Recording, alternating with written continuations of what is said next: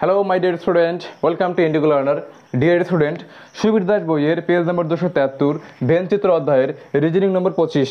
দেখো এখানে এখানে একটা আয়ত্ত আছে, একটা বৃত্ত আছে, একটা ত্রিভুজ আছে। দেখো যতজন পুরো বৃত্তের মধ্যে আছে 15, 20, 40, 30 ততজন কি পদার্থবিদ্যার টিউশনি নেয়।